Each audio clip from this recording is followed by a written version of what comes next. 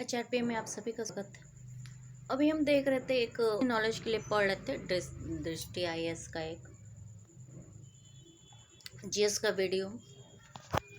तो खाते वक्त ऐसे ही नमकीन और छोले खा रहे थे, तो ऐसे ही कुछ कुछ देखते रहते। पराली पर तो हम बहुत पहले फेसबुक मेरा जब हम चलाते थे, सितंबर 2015 से 2023 तक चलाए थे, तो बीच में हम बहुत बार बोले कि पराली को जलाइए मत। पराली जलाना कब से शुरू हुआ? हमें लग रहा है 2005 के बाद से।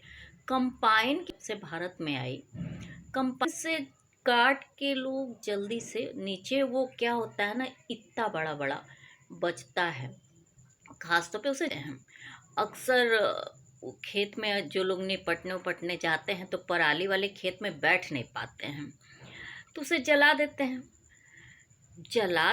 ठीक है। अभी उस जिस वीडियो को हम देखे हैं, पढ़ने वाले बच्चे देखते ही होंगे, कंपटीशन की तैयारी करने वाला। हम भी कभी सिविल सर्विसेज की तैयारी वारी करते थे, क्योंकि हम साइंस के स्टूडेंट हैं, सेल्फ रिसर्चर भी हैं, ऑर्गेनिक खेती के हमेशा फेवर में भी रहे हैं, खुद ऑर्गेनिक खेती मतलब होम गार्डनिंग करते भी हैं, और मेरा ऊपर गार्डनिंग है भी, और मेरे फादर भी आके यहाँ सिटी में भी करते थे, हम लोग का खेती बाड़ी भी है। तो कंपाइन तो हम शुरू से मना ही करते रहे हैं, ऐसी बात नहीं। पॉल्यूशन की बात करें, अभी हाल में हमारे दिमाग को पॉल्यूशन से ऑक्सीजन नहीं मिला, हम बेहोश हो गए, जिसकी वजह से हमें काफ़ी सर में चोट लगी है, माइंड अनकॉन्शियस हो गया। जैसे कुर्सी के और कमरे में बंद करके लोग सो जाएं, और उसके बाद कितने लोग तो जिंदा ही नहीं बचते हैं, कार्बन मोनोऑक्साइड वगैरह वगैरह उनकी जानें चली जाती हैं। ठीक वही हाल पराली वगैरह के जलाने से होता है, क्योंकि एक तो आप लोग यूरिया देते हैं, उसमें एनपीके जो डाले रहते हैं, खेती के बाद उसमें जितने गैस होते हैं आप जब जलाते हैं तो वो हवा में मिलते हैं। उसके बाद ठंड में देखिए दीपावली होती है, इसके अलावा पटाखे वगैरह जलते ही हैं, पॉल्यूशन पेट्रोकेमिकल व्हीकल्स हैं, और इसके अलावा भी ठंडी में अपुरसी उर्सी है, और सब लोग जलाते हैं, लकड़ियाँ जलाते हैं, ये सब है ही। तो कई चीज़ों से मोनोऑक्साइड भी निकलता है, जो लोग कोयले पे खाना बनाते हैं उससे उससे कार्बन मोनोऑक्साइड निकलता है, बहुत जहरीला गैस निकलता है। तो ये सब चीज़ें होती क्या हैं कि बच्चों में ब्रेन डेड, उसके बाद मेमोरी लॉस, उसके बाद ब्रेन हेमरेज, ब्रेन ट्यूमर, ये सारी बीमारियां बहुत तेज़ी से बढ़ाएंगी। हार्ट की प्रॉब्लम तो है ही, डस्ट से हार्ट की प्रॉब्लम हो जाती है, लोगों को हार्ट अटैक आ जाता है। जो डस्ट जनरली हवा में उड़ती है सड़कों पे, उससे हो सकता है। तो पॉल्यूशन का तो बहुत ज़्यादा वो है। मेरे कहने का सिर्फ इतना मतलब है कि हम पहले भी बोल चुके हैं, लेकिन हम पहले वीडियोस नहीं डालते हैं, और पराली पे हम कोई वीडियो बनाए भी नहीं हैं, फेसबुक वगैरह पे लीक ज़रूर दिए हैं। आपके गर्म होने की वजह से वो जो धरती है वो आपकी बंजर होती जाएगी। वो इसलिए बंजर होगी, ये रीज़न कोई नहीं बताता। इसलिए बंजर होती जाएगी कि एक तो उसके तत्व जल जाएंगे, दूसरा उसमें जो जमीन में जीव जंतु होते हैं वो मर जाएंगे। गर्म जब भी आप जलाएंगे तो नीचे उसके अंदर जो बहुत ज़्यादा हेल्पफुल आपको केवल केचुआ ही नहीं और भी चीज़ें होती हैं जो आपके खेत को बहुत उर्वरा बनाती हैं, एंड कुछ तो एनपीके भी बैलेंस कर देती हैं, वो जल जाती हैं, जिसके वजह से एक तो हार्ड हो गई, बंजर हो गई। गर्म राजस्थान वगैरह में ज़मीन क्यों इतना बंजर होती है? क्योंकि वहाँ गर्मी बहुत है, और आप तो पराली जला के ऑलरेडी टेम्परेचर हाई करते हैं ज़मीन का। तो भले वो इतनी छोटी जले, लेकिन काफ़ी टाइम तक जलती है, गर्म रहती है, धुआं फेंकता है, एक तो एटमॉस्फेयर आप गड़बड़ होता है।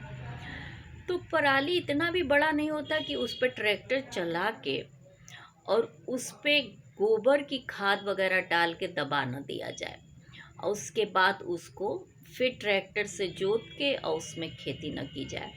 जनरली चावल इस बार तो सड़ गया ज़्यादातर, उसको काटने के बाद होता है। गेहूं वगैरह भी काटेंगे तो पराली तो होती ही है, ऐसी बात नहीं। उसे भी कंपाइन से लोग, कृषक जब से कंपाइन आया है कटवा के उसके बाद आग लगा देते हैं। हम एक आध बार देखे अपने गांव की तरफ गए तो बड़ा ऑड लगा हम, लेकिन चूंकि लड़कियों को बोलने का गांव में ज़्यादा राइट नहीं है। इसका वजह ये होता है कि लोग लगता है कि थोड़ा पढ़ कर ले ले विद्वान बनत है, बुजुर्गों के सामने तो आप मुंह खोल ही नहीं सकते। तो आदमी बोला नहीं लेकिन कसमसाया तो जरूर। जमीन बर्बाद हो रही है, पोल्यूशन हो रहा है, अच्छा खासा एटमॉस्फेयर नष्ट हो रहा है और आदमी चुप है, करे क्या। तो ये जो पढ़ने वाले बच्चे हैं वो तो देख ही रहे हैं, सुन रहे हैं, थोड़ा सा भी बुद्धि लगाएंगे, आर्टिफिशियल इंटेलिजेंस इधर उधर का छोड़ छाड़ के थोड़ा दिमाग भी यूज़ करेंगे तो यूथ गया। यूथ हमें लग रहा है 2008 के बाद से बहुत जुड़ा है एग्रीकल्चर से। अब वो इसको पिछड़ापन नहीं समझता है, इसको मॉडर्नाइजेशन समझता है और इससे इनकम भी अच्छी है। अब तो देखिए क्या होता है, अच्छा है। अगर ये हम अभी हैरत में पड़ गए, 19 लाख हेक्टेयर शायद कुछ अभी उस डाटा बताया है वो लड़का कि इतना पराली इतने ज़मीन पे जलाया गया है और ये बहुत होता है। इससे कितने टन पॉल्यूशन एनवायरनमेंट में गया। अभी हमको चोट लगी है तो हम तो परेशान हो गए, हम सोचे एक वीडियो डाल दें।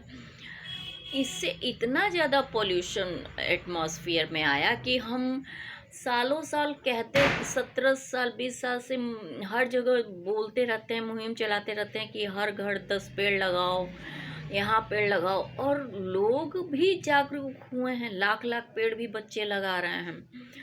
तो इतना पेड़ भी नहीं मेंटेन कर पाएगा इन पॉल्यूशंस को, जो ज़मीन में खाद, पेस्टिसाइड्स और ये सब चीज़ें छिड़कने के बाद जलाते हैं पराली और ऊपर जाता है, बहुत दिक्कत हो जाएगी। सिलेंडर पीठ पे टांग के घूमने की नौबत एक टाइम था जो आ सकता था, बीच में चीज़ें कवर हुई, जब पेड़ पौधे बनाए गए तो वो हालात टले ज़रूर हैं, ख़त्म नहीं हुए हैं। तो इस बात का ध्यान दें। धन्यवाद। HRPA को ज्वाइन करें, क्योंकि टाइम टाइम पे जितना नॉलेज है, कहा जाता है कि जब तक ज़िंदा है अगर आपके पास नॉलेज है तो आप लोगों को दे सकते हैं। ज्ञानवान तो सभी हैं, ऐसा तो है नहीं कि ये हम ही को पता है, सबको है, लेकिन नहीं फॉलो करते, कोई बात नहीं, आप अपना ड्यूटी निभाइए।